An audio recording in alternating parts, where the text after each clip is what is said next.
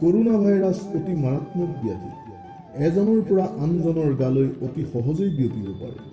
Corona virus থকা এজনৰ হাতত আনজনে স্পৰ্শ কৰিলে বা গাত পিন্ধা কাপোৰ কানিৰ জৰিয়তে এই ৰোগ বিয়পিব পাৰে। প্ৰথমে এই ভাইৰাছ চীন দেশত ধৰা পৰিছিল, কিন্তু তেওঁলোকে কথাটো গোপনে ৰাখিলে। আনকি ৰোগ ধৰা পেলোৱা ডাক্তৰকো তেওঁলোকে জেললৈ প্ৰেৰণ কৰিলে। তেওঁলোকৰ অসাৱধানতাৰ বাবেই আজি বিশ্বত ধ্বংসযজ্ঞ আৰম্ভ হৈছে। মানুহৰ প্ৰতি মানুহৰ কোনো দয়া মৰম নাইকিয়া হৈ পৰিছে। বিশ্ববাসী আজি আতংকিত হৈছে। পৃথিৱীৰ প্ৰায় সকলো দেশতে এই ৰোগে আগুৰি ধৰিছে। ভাৰতবৰ্ষৰ প্ৰধানমন্ত্ৰী নৰেন্দ্ৰ মোদী ডাঙৰীয়াৰ অতি সতৰ্ক আৰু সাৱধানতাৰ বাবে কিছু পৰিমাণে ভাৰতত কম যদিও জনসাধাৰণ যথেষ্ট সাৱধান আৰু সতৰ্ক হোৱাৰ প্ৰয়োজন। কাৰণ এই ৰোগ এজনৰ পৰা বহুজনলৈ অতি সহজেই বিয়পিব পাৰে। ইয়াৰ প্ৰতিকাৰ এটাই মাত্ৰ, নিজেই পৰিষ্কাৰ হ'ব লাগিব, সঘনাই হাত মুখ ধুব লাগিব, বাহিৰত পিন্ধা কাপোৰ কানি ভিতৰতে পিন্ধিব নালাগিব।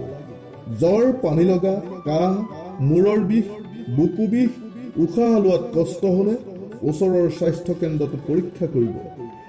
এই ৰোগত আক্ৰান্ত হোৱা অন্য দেশৰ পৰা বা অন্য ৰাজ্যৰ পৰা কোনো লোক আহিলে তেওঁলোকক স্বাস্থ্য কেন্দ্ৰত পৰীক্ষা কৰি 14 দিন আছুতীয়া কৰি ৰখাৰ ব্যৱস্থা কৰক। অন্যথা এই ৰোগীৰ গাৰ পৰা বহুজনৰ গালৈ বিয়পিব পাৰে।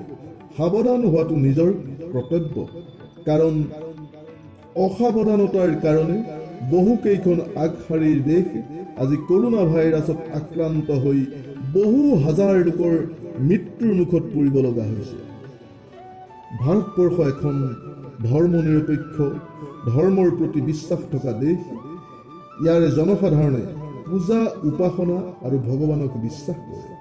সেয়েহে ভগৱানৰ ওপৰত আপোনালোকেও বিশ্বাস ৰাখক, নিজে সাৱধানে থাকক আৰু কৰোনাৰ বিৰুদ্ধে কাষৰজনক, বন্ধু বান্ধৱক, ইষ্ট কুটুম সকলোকে সতৰ্ক হ'বলৈ কওক।